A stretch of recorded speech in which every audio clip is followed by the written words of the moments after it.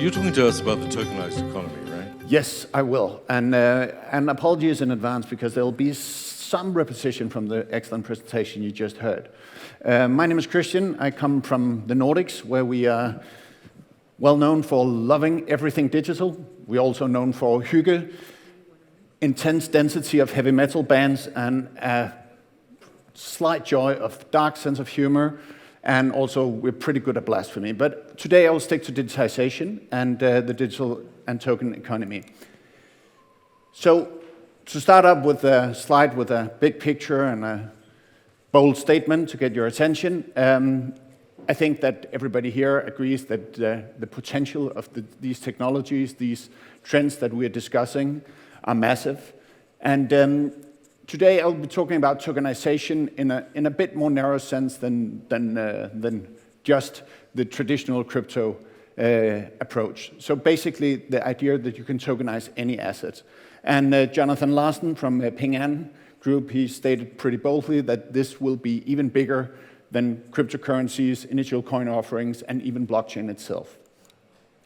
So I've been also asked to tell you a bit about, okay, what is tokenization to get everybody on the same page? This is for Charlie. Charlie, I hope I can help you out here. So basically, if we define tokenization as the creation of a digital representation of any given asset. If that is a real-world asset, be that a house, a song, a painting, whatever, we need a digital twin, a digital representation, potentially on a blockchain. It doesn't have to be on a blockchain. So for me, the token economy is basically the next natural step in the digitization path that we in the financial services sector have been walking for the past many years. And as we've already heard, you can basically tokenize pretty much any asset. You can tokenize existing financial assets, stocks, bonds, to increase efficiency, to improve liquidity, access to bigger markets and such. You can tokenize non-financial assets. You can tokenize real estate, art, IP rights. IBM recently started tokenizing IP rights, I think, to make them more potentially liquid. You can tokenize patents, commodities, what have you. Basically, you can tokenize anything. We have seen the first examples of people trying to tokenize themselves. And that may actually get us into some of the ethics discussions that we already touched upon. Because if I'm a promising young student in the US where I don't have access to free education, as I did when I was a less promising young student in Denmark, I need some financing. Why not tokenize myself?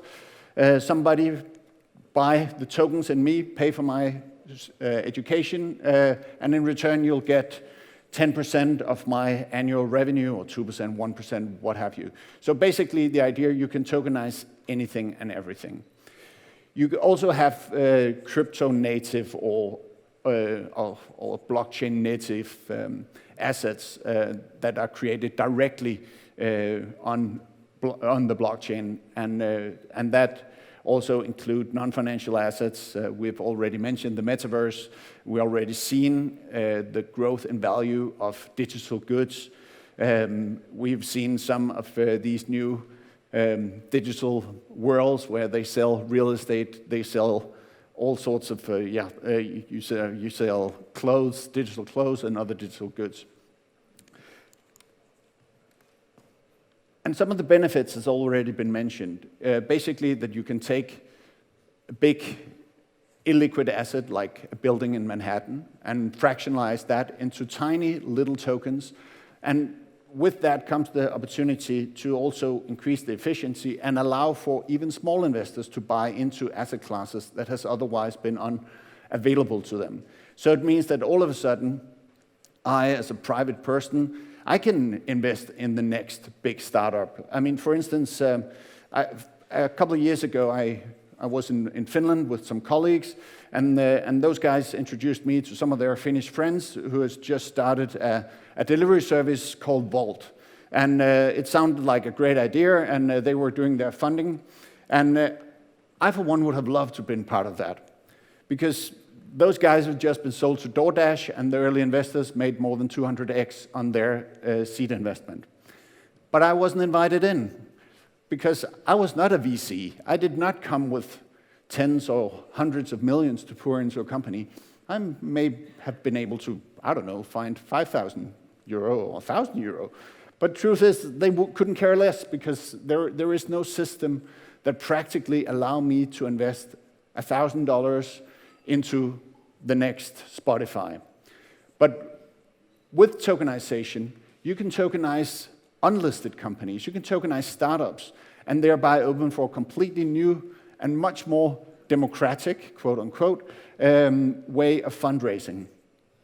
There are also a number of other excellent benefits that I will not go into all of them, but I would also highlight the flexibility of tokenized assets, because this is not just creating small stocks or penny stocks for any asset. It's also about creating more interesting value propositions to investors.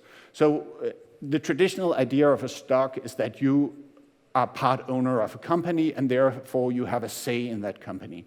So if I go out and buy an Amazon stock, yes, in theory I have a say in the company, but in practice, no, I don't have anything to say about that company. I can hope that the price of the stock will increase, or I can hope that there will be paid out a dividend.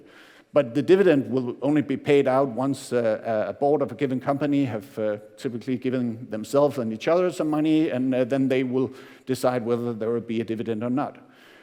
But if we have a promising startup that wants to raise money, they can program their tokens. They can program these new assets in a way that I, as an investor, maybe get a cut of the top line, get a small cut of their revenue.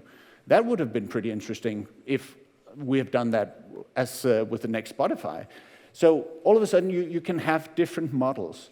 You can also have ownership that gives you access to certain events or to certain features on the platform. So basically taking some of the principles that we saw from the ICO, the initial coin offering days, where you created utility tokens that had an actual practical use within the company and the service they deliver.